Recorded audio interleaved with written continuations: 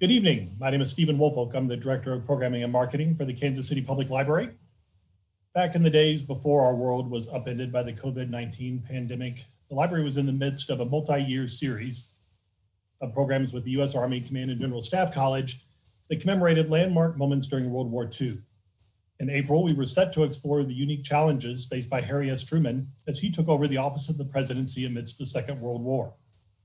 Now, as our partnership with the college joins our online series of signature events, we're excited to finally be able to present this program. I should mention, if you have questions tonight, you can feel free to put those in the chat or in the comments on the YouTube page, and we'll get to as many of those as we can. We look forward to hearing from you. Our guest tonight is Dr. Gates Brown. A graduate of the University of Kansas, Dr. Brown serves as an associate professor of military history at the Command and General Staff College. His main research focus is the early Cold War period with an emphasis on U.S. nuclear and defense policy. This is his third time presenting at the library. He's one of our favorites, and we're sure that he will be one of your favorites as well. Please welcome Dr. Gates Brown. Thank you, Dr. Brown. All right, thank you for that introduction. I appreciate that. This is exciting. I chose to retitle my talk because one of the interesting things about this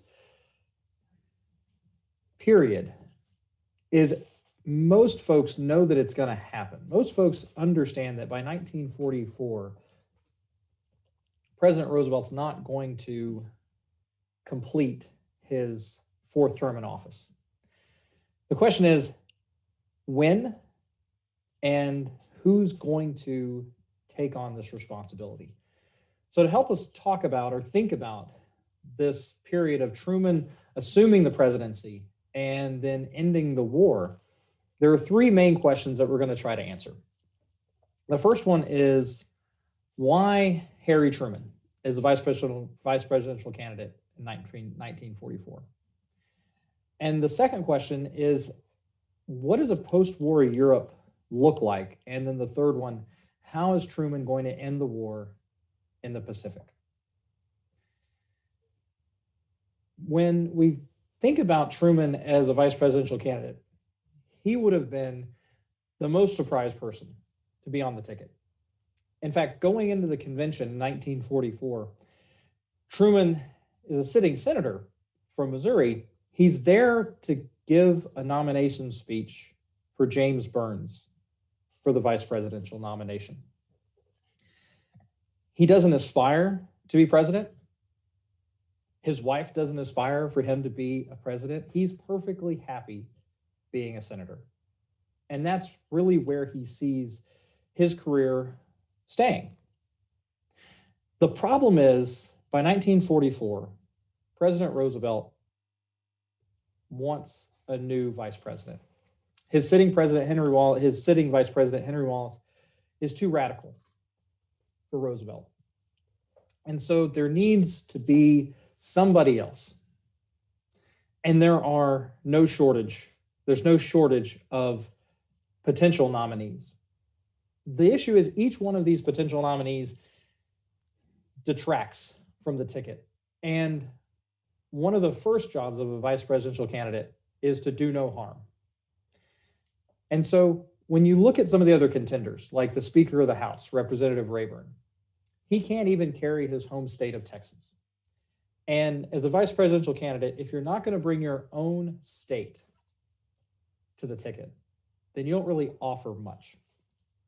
The Senate Majority Leader, Senator Barkley, similarly has some promise, but he and Roosevelt don't get along, and Roosevelt doesn't want him on the ticket.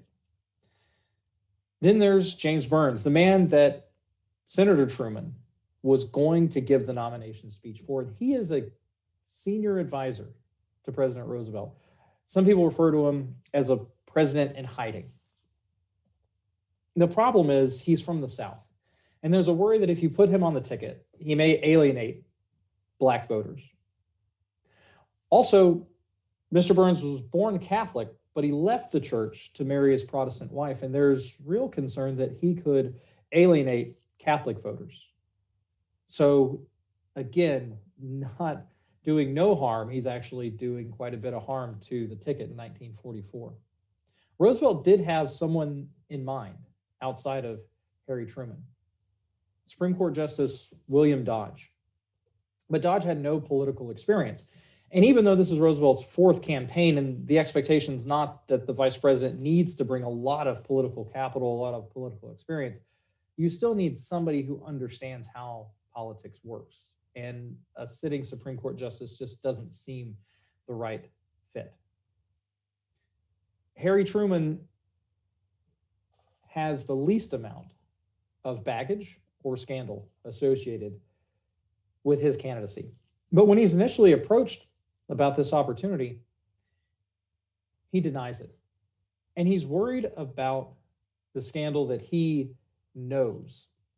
And that's the fact that his wife is on the Senate payroll as a staffer, but she doesn't actually work a full-time job.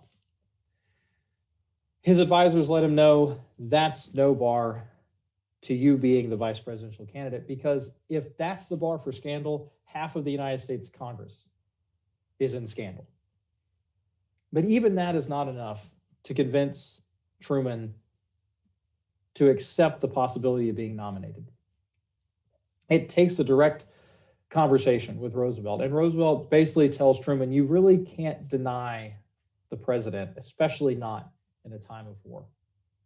And that's enough to make Truman accept the possibility of being nominated, because there's still the convention.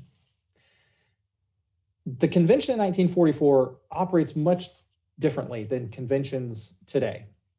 Political conventions today largely make official what people already know because of the primary and the caucus system that we have. But that doesn't exist in 1944. And so as folks are gathering in Chicago in 1944, there's really a horse race, and the convention is going to solve it. After the convention nominates Roosevelt, and that's not in doubt, they quickly move to the business of nominating a vice presidential candidate. And you can see this picture. This is from the floor of the convention. And you see all the signs. Roosevelt wants Wallace. The people want Wallace. We want Wallace. Wallace has a great ground game at the convention. He's got the House organ playing his campaign song, and he's got his floor delegates really riling up the convention. And it looks like things are going to get out of control. The Democratic National Committee understands Roosevelt desperately does not want Wallace to be the vice president. And so they spring into action. They send someone up to cut power to the organ, and it cuts off the music. They then let the convention attendees know we've exceeded the building occupancy limit, and now it's a fire hazard. We have to leave. The fire marshal is telling us we're breaking the law. That's not true. But they have to stop the momentum of the Wallace campaign. They resume the next day, and Wallace and Truman are neck and neck in the first ballot. Wallace has 429 votes. Truman has 319. In the second ballot, as they get into states calling their votes, the state of Maryland gives all of their delegate votes to Truman. And that's going to create a landslide where Truman is going to have 1,176 votes for his nomination to be the vice president. And he only needs 589. What's interesting is Truman and most everyone in the Democratic Party and most senior members of government understand that the vice presidential nominee in 1944 will be the president. And so what's interesting is after the inauguration on January 20th, there's really no concerted effort to bring Truman into the Roosevelt administration in a serious way. In the 21st century, we've seen vice presidents either be the voice of experience or have specific policy responsibilities. And they play a little bit more of an active role than Truman played in the Roosevelt administration. His duty mainly is to gavel the Senate into session and gavel the Senate out of session. And that's what Truman enjoys, because again, he has a lot of colleagues in the Senate. He enjoyed being a senator. But there's an irony in that everyone around Roosevelt understands that he's not going to make it the next 4 years. And so you need to create some experience. You need to build in Truman the understanding of what the Roosevelt administration is planning for and is trying to accomplish with its war policies.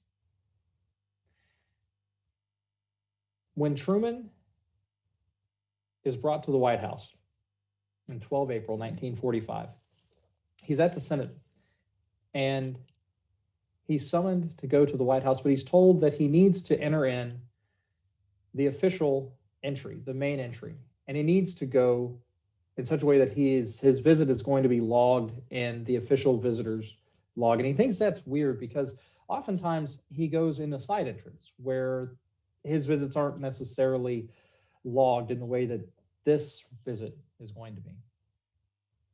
He's met by Eleanor Roosevelt, who tells him that the president has died. And Truman asks if there's anything that he can do for her. And she says, "No, Mr. Truman, it's we who need to help you." And certainly that speaks to Eleanor Roosevelt's character. But I think it also gives insight into the burden that she knows that Truman is about to assume. Because he's going to be responsible not just for a war in Europe or a war in the Pacific, but a global war. And the United States is supporting 12 million men in uniform.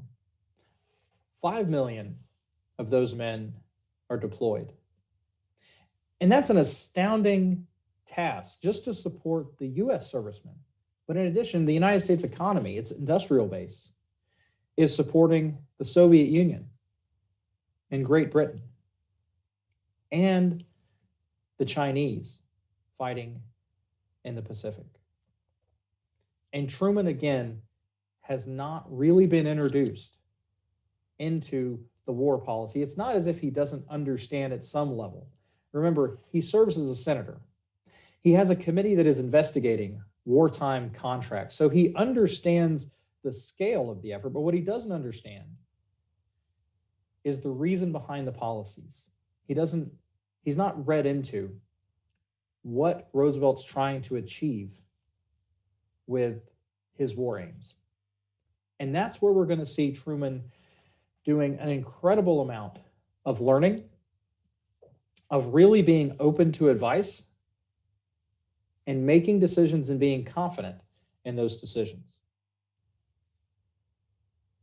Now, if you have to assume responsibility for a country at war, one, that is an incredible responsibility. And if you have to do it in World War II, you can't pick a much better time than the spring of 1945.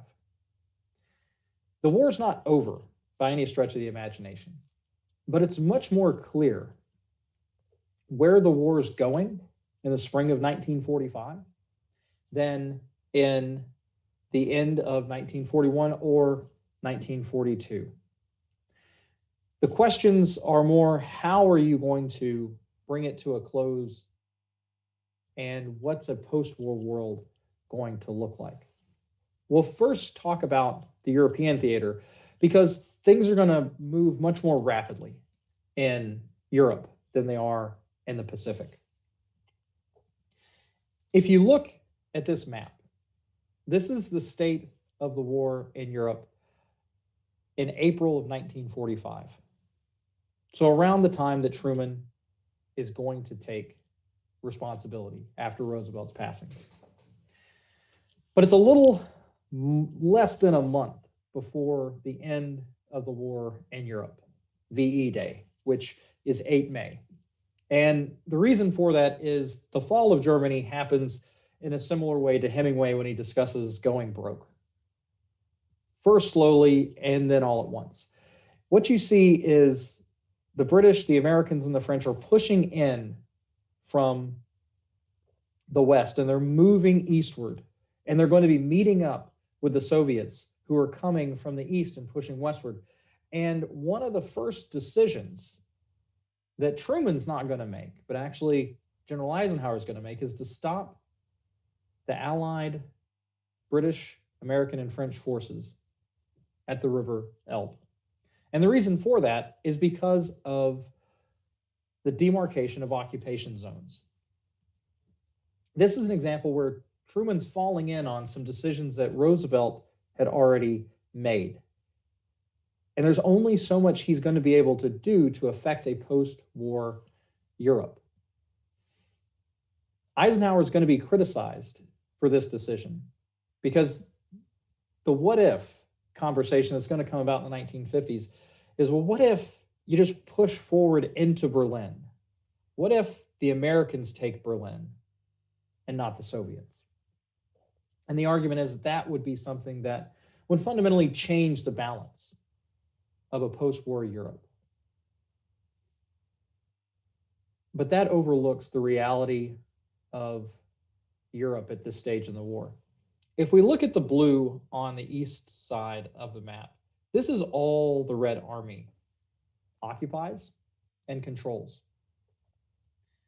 And this is going to be the thing that's going to shape the European settlement much more than whether or not the Americans take Berlin or the Soviets take Berlin. Because what Truman's going to have to wrestle with is the reality of the Yalta Agreement. And this conference happened in February of 1945, and it's between Roosevelt, who's seated in the middle, Churchill, who is on the screen's left, Roosevelt's right, and Stalin, who's on the screen's right, Roosevelt's left. This is the big three. And they're coming to discuss what a post-war Europe is going to look like. Who is going to be responsible for occupying which countries? And what are these occupied countries going to do? How do we move them from liberated and occupied to autonomous and independent? And one of the things that the Yalta Conference codifies is self-determination, that the countries of a newly liberated Europe should be able to determine their own form of government. And the most legitimate way to do that is through elections. And that's what everybody signs on to. That's what Stalin, Roosevelt, and Churchill agree to. They also admit the reality that the Red Army is pushing from the east. The Red Army is the one that is going to liberate Eastern Europe. The United States, the British, and the Free French, they're going to be coming from the West. And so again, when these betrayals of Yalta are discussed in the 1950s, it's willfully overlooking the different strategic realities that the Soviets are facing and that Roosevelt's facing. Because we'll see Stalin has some specific strategic needs from World War II. Roosevelt wants to create an international organization, the United Nations, that will be more effective at preventing war than the League of Nations, but will be a concert of powers. And what Roosevelt wants to create is an organization where the Soviets, the United States, the British, the French, and the Chinese, led by Chiang Kai-shek, will be the senior members of the international order. And each one of these senior members will be responsible for different areas of influence across the globe.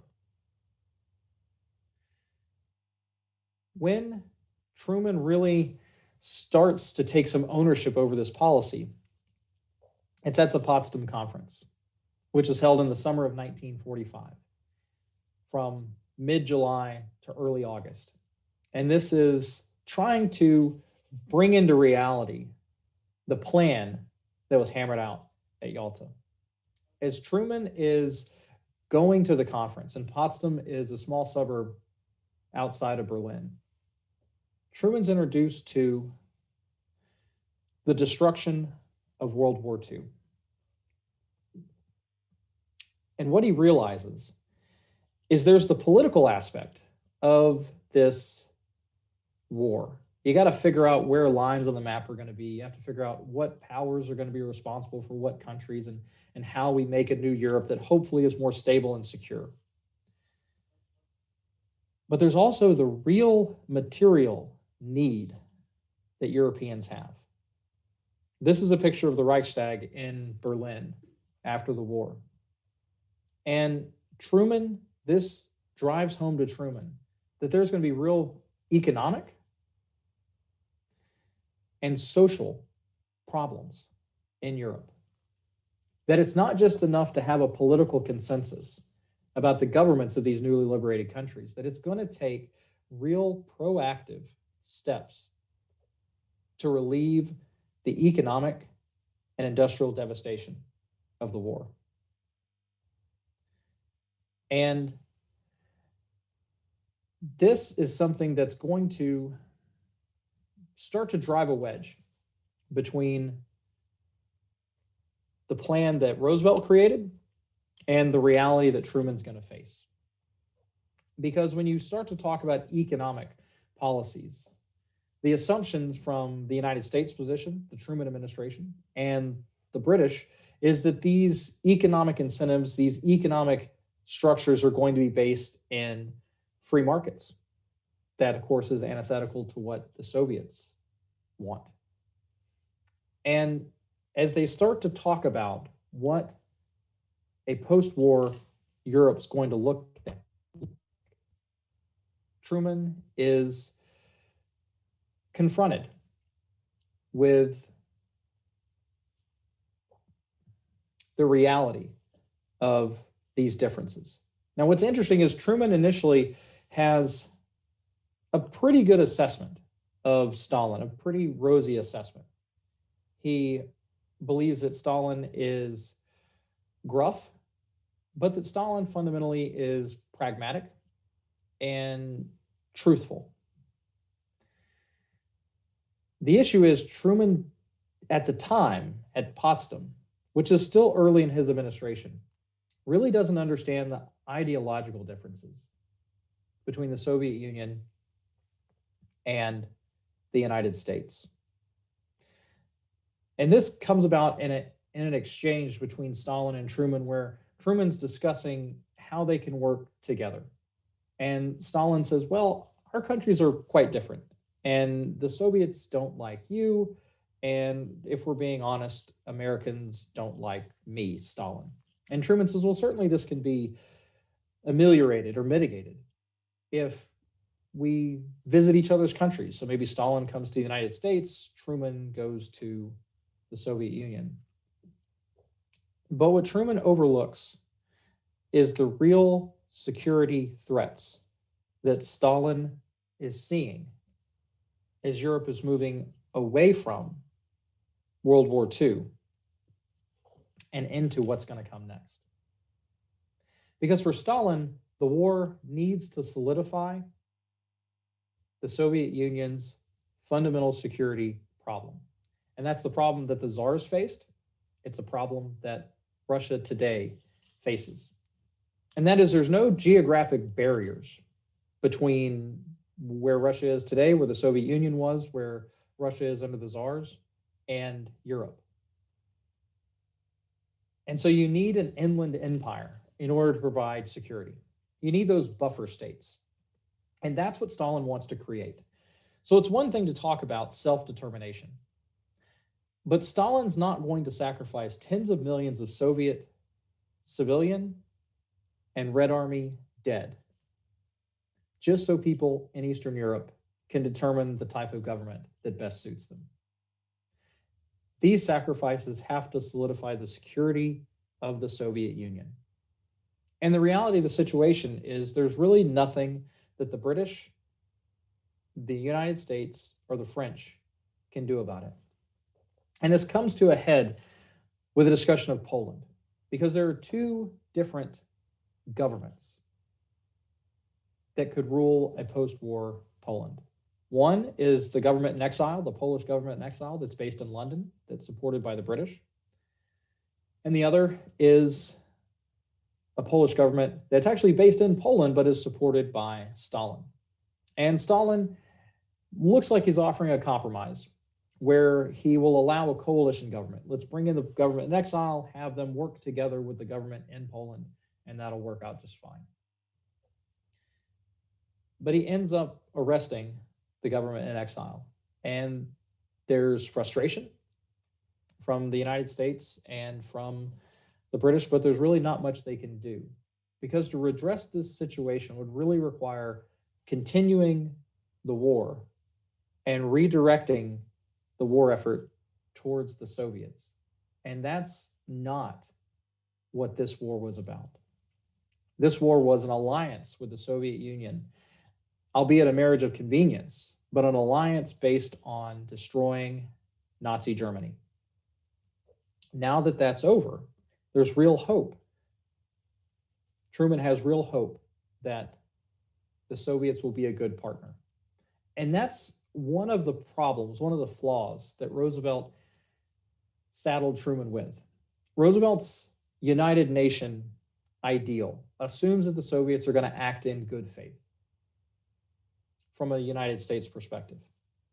And in point of fact, the Soviets are trying to solidify what Stalin considers as his most dire security threat. He's less interested in creating a new international organization, because although Stalin is paranoid, he's also a Marxist, not a doctrinaire Marxist, but he is a communist, and he does believe in the antithetical relationship between imperialism and capitalism versus socialism. And while the Soviet Union was able to come alongside of the United States and the British for a time to fight a more direct threat of fascism in Europe, that doesn't mean there's going to be peaceful coexistence, because these two systems are antithetically opposed to one another. And Truman doesn't quite understand that, doesn't understand the depth of this difference at Potsdam. He will learn about that as you move from World War II into the Cold War. Another aspect of Yalta that's going to confine but also be a benefit for Truman is this secret agreement that the Soviets have to participate in the war against the Japanese about 2 to 3 months after the end of the war in Europe. This secret agreement does require that the Chinese, again, Roosevelt assumes that they'll be led by Chiang Kai-shek.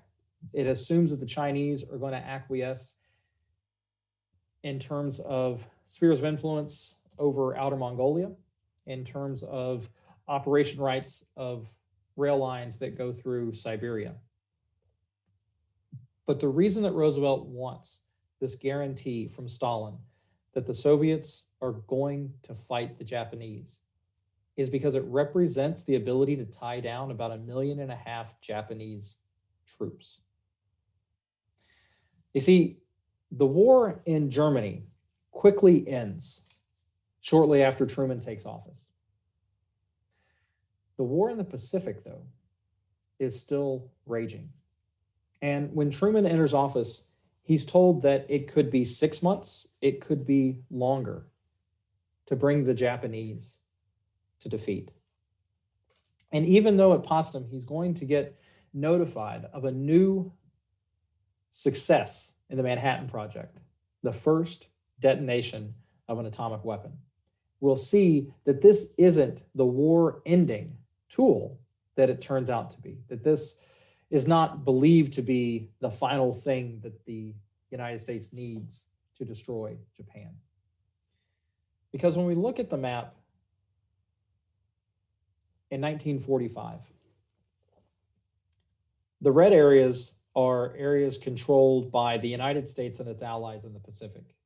And so you see where the United States has really drawn a very continually smaller noose around the home islands of Japan. And they're cutting off these Japanese imperial ocean holdings.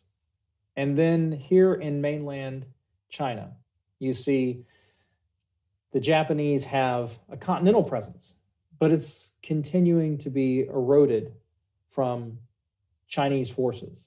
And this will be something that the Soviets, once they declare war on the Japanese, will be even more difficult for the Japanese to hold. But what they find, what the United States forces find, as they're getting closer and closer to the home islands, is this resistance of the Japanese gets more and more determined and dogged.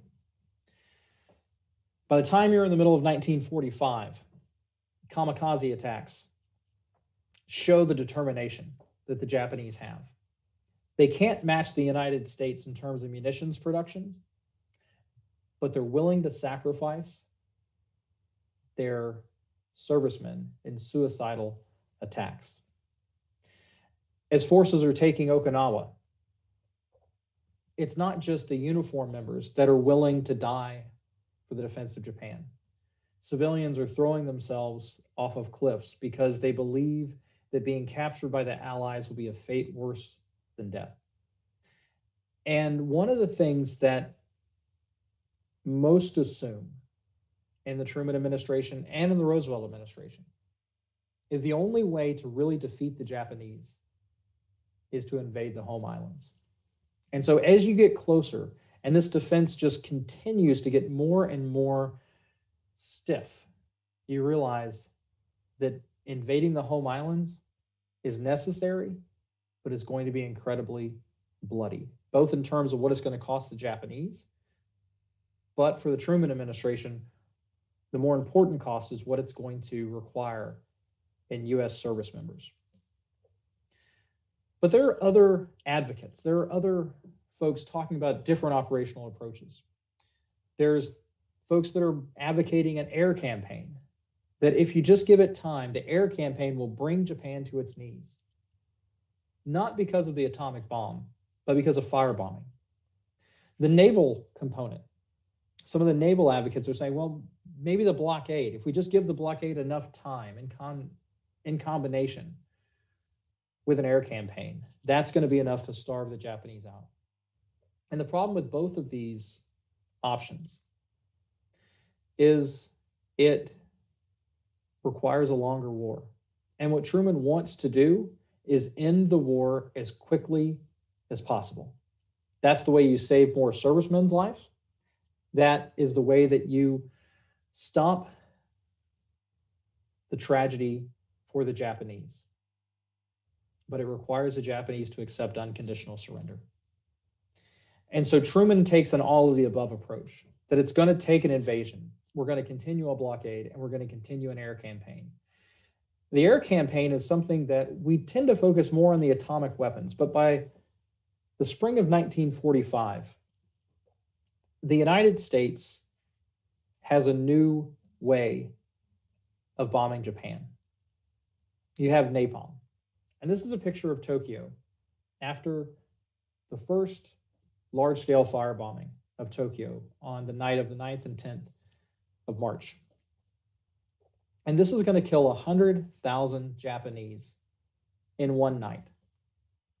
It's going to create a firestorm where you'll have almost hurricane-force winds that are blowing flames throughout the city. Because Japanese cities are uniquely vulnerable in a way that European cities are less susceptible to firebombing. Because much of the Japanese construction is wood-framed buildings. You see there are some stone, concrete buildings, but a majority of the buildings are going to be wood-framed, which means they are going to readily succumb to firebombing. And this is the weapon that the air advocates are arguing is going to bring the Japanese to their knees. But on this raid, the United States loses 20 B-29s. What's interesting is when you get into April of 1945, the Japanese start to change how they're reacting to US bombing raids. No longer are they going to be scrambling fighters and pursuit aircraft to attack the bombers. Because while they're able to take out 20 B-29s over Tokyo, they're also losing a lot of airframes in that air war. They're also burning aviation gas that is more difficult to replace. And they know that the invasion is coming. And so by April of 1945, they're going to restrict the air war, and they're not going to challenge air superiority largely over Japan. And they're husbanding their resources. And in the same way as the United States is moving from the European theater of operations and starting to planning what Operation Downfall, which is the plan to invade Japan, what that's going to look like, it's staggering. This is what they've got planned for in August of 1945. The first wave, Operation Olympic, will take place in the beginning of November 1945. And it will be comprised of about 4 corps of troops to land in the southern part of Japan and try to fight north. And then in March of 1946, you'll bring in 2 field armies, and they'll land close to Tokyo to try to drive home the invasion.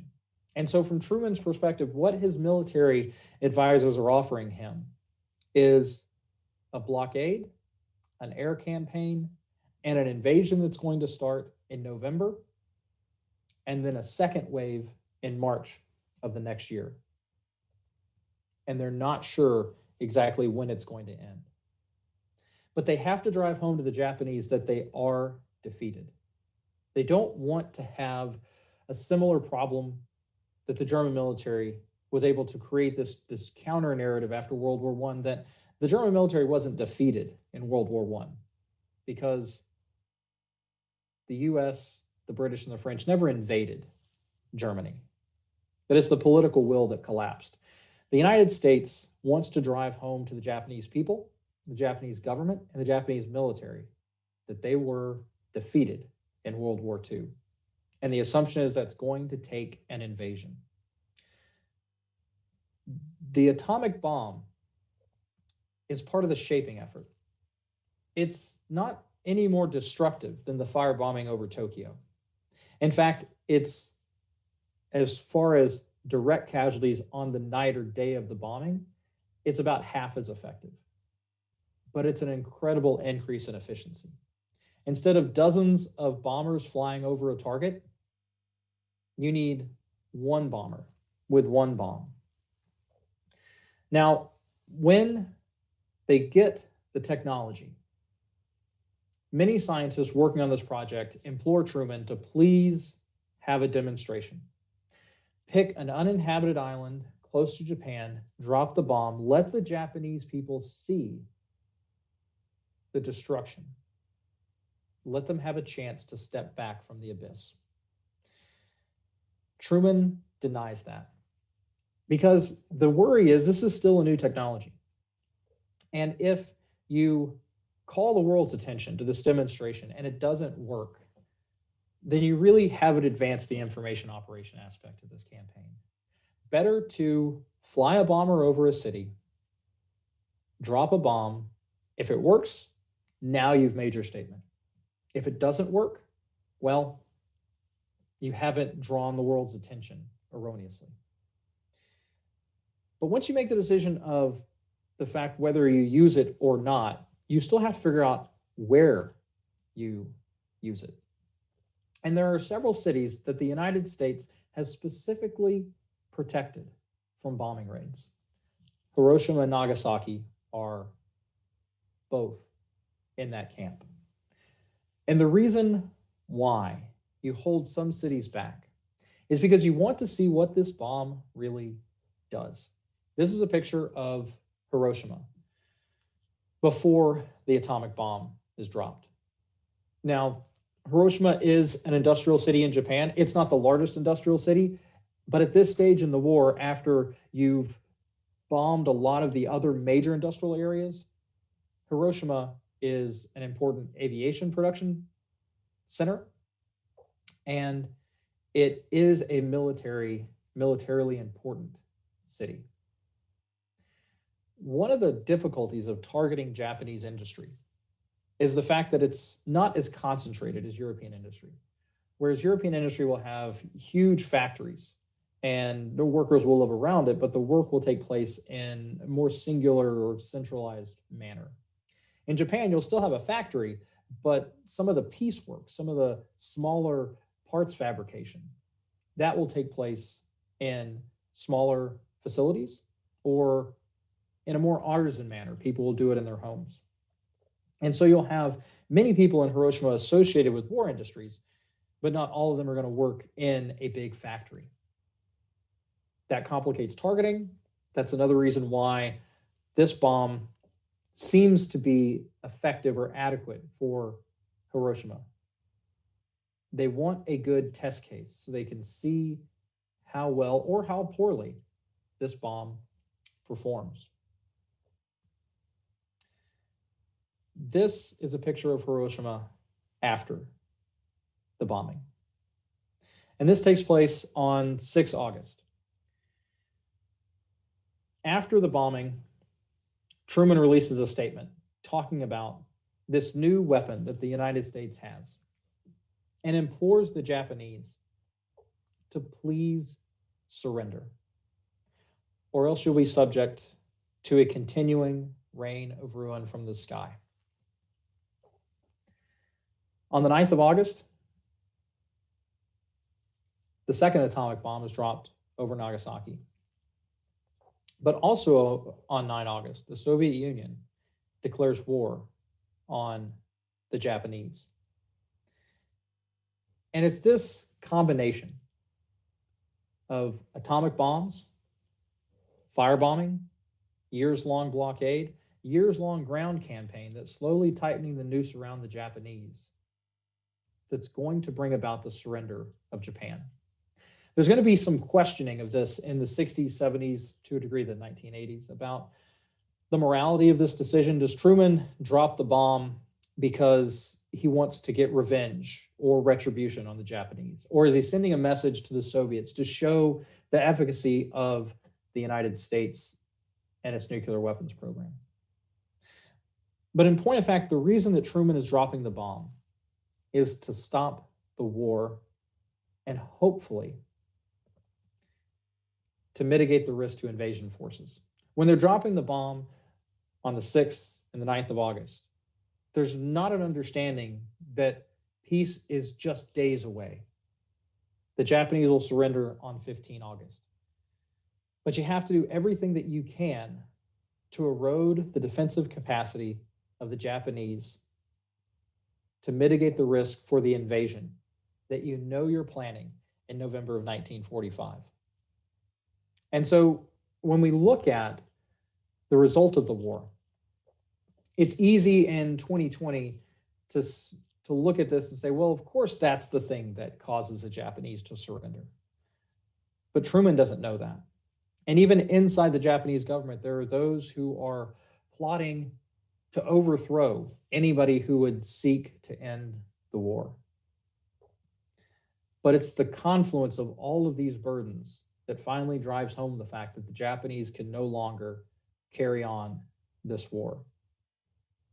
But Truman makes this decision because he wants to save the lives of US servicemen, not because he's looking at retribution or looking at sending a message to the Soviets. When you think about Truman, what's inspiring about his first months in office, from April when he assumes office to August when the Japanese surrender, is he's fundamentally unprepared to do this job. And he doesn't want this job. And it's not a criticism to say he's unprepared, because it's not a job that he really wants before the president asks him to serve on the ticket. He has to execute a plan that's got some flawed assumptions. We saw that with the role that the Soviets were supposed to play under Roosevelt's ideal form of a united nation. But he's willing to learn. He's willing to work incredibly hard to learn not just the policy, but why the policy was there. He's willing to take advice, and he's confident in his decisions once he's made them. Not that he's bullheaded, not that he's unwilling to reassess, but he's confident that he's done the work to arrive at the best policy decision. And that's why I think it's no surprise that when you look at what he had to accomplish in a short couple of months, that he's one of our more well-respected presidents today. If you're looking for a couple of different books to read on this, Mr. Truman's War and The Accidental President are both great books that talk about this era in the Truman administration with a lot of good detail.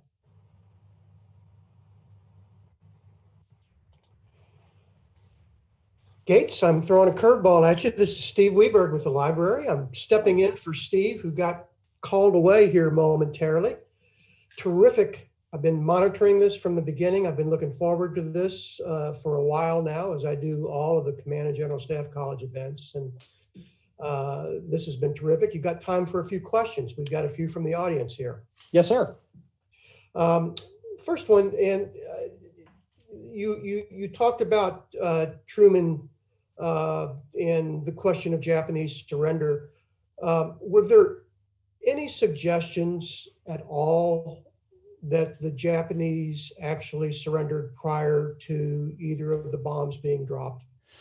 Yeah, there's the Potsdam Declaration that Truman, in conjunction with the British, make at the Potsdam Conference. And this implores the Japanese to surrender at that time, or they would be subject to destruction. And it's kind of a veiled reference to the atomic bomb.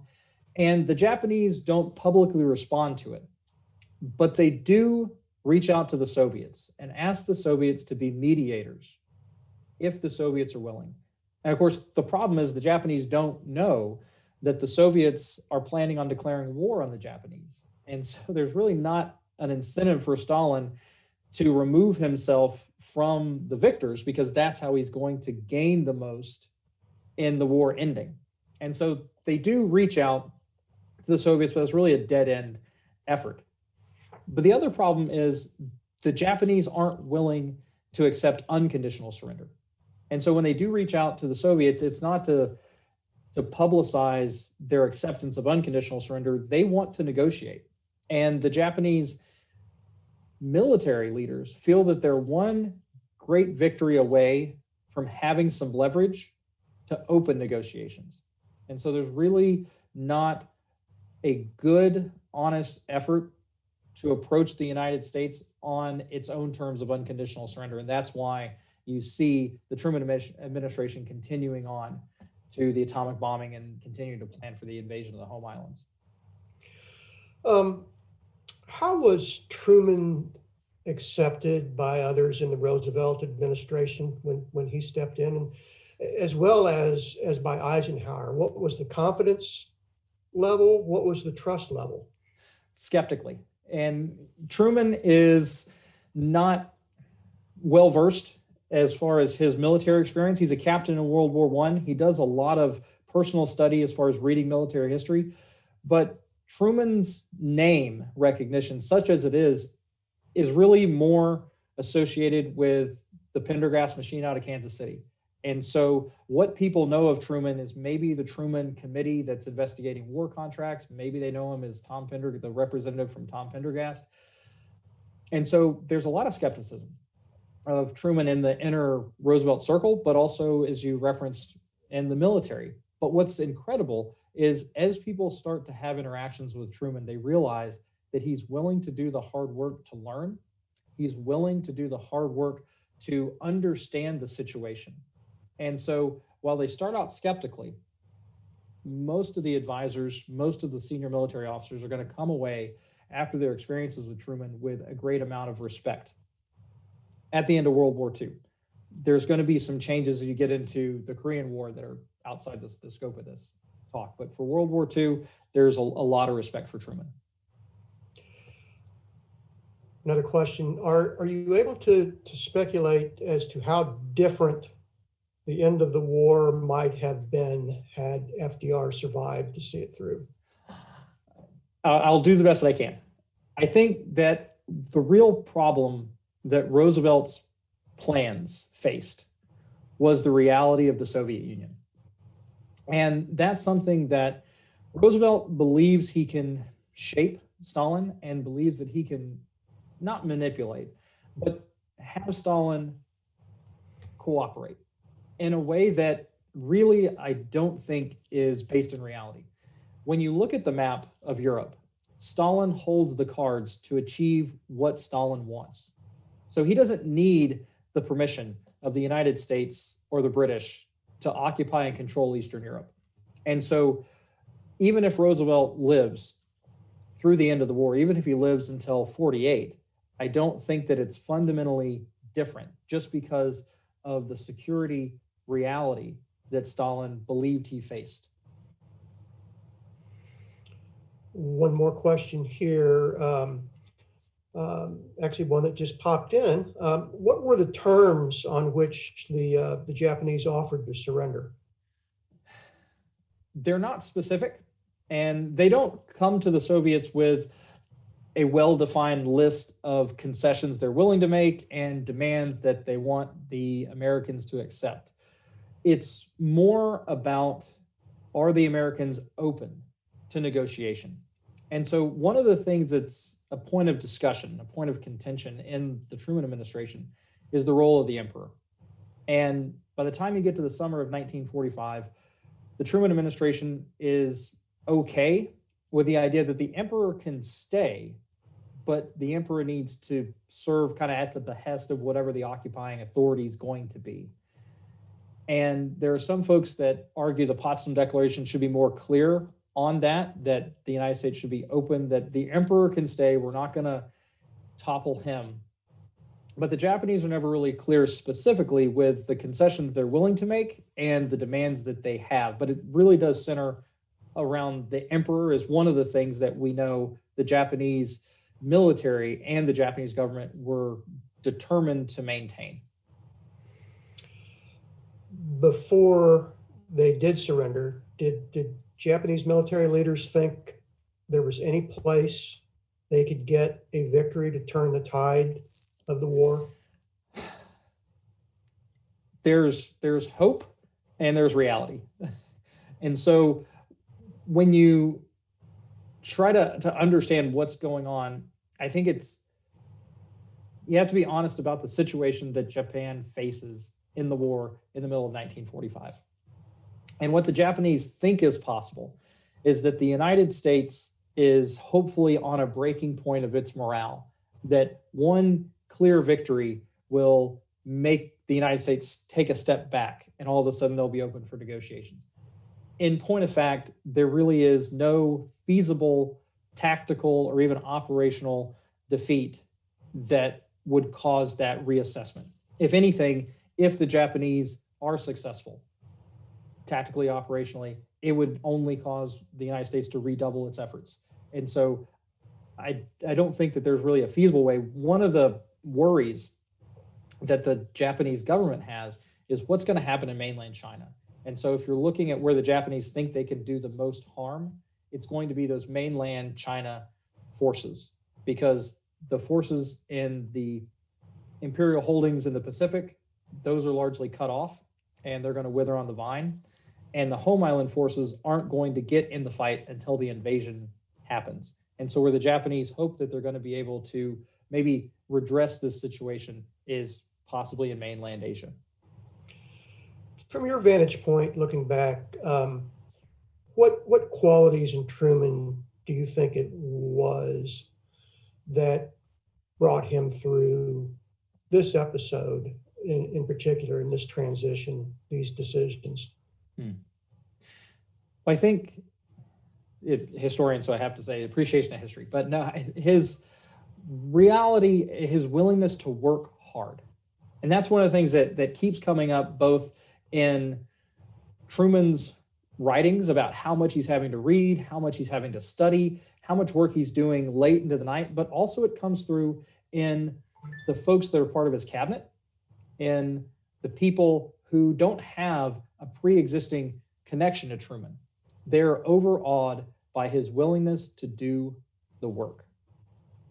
And I think that's one of the things that really does allow him to overcome this steep learning curve and quickly grasp the reality of the situation and start to see the risks of the situation.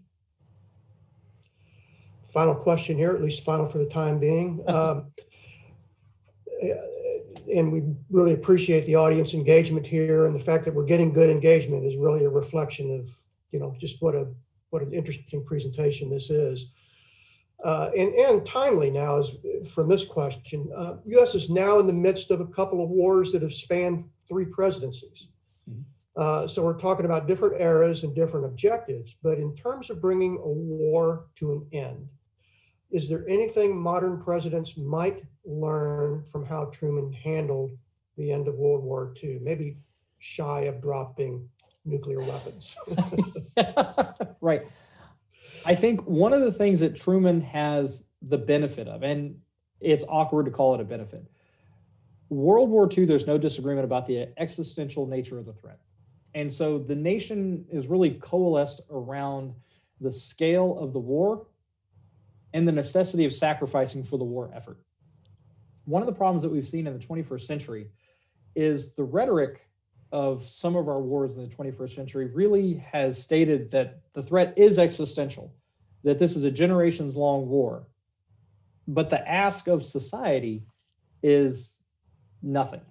And so that's one of the things that I think the Roosevelt administration, the Truman administration continues, is if you're going to tell the American people that they really have to be concerned, that it is an existential threat, you need to ask them to do something.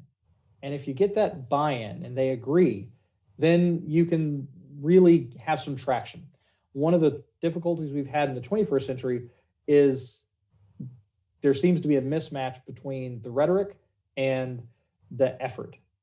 And I'm not sure how to square that.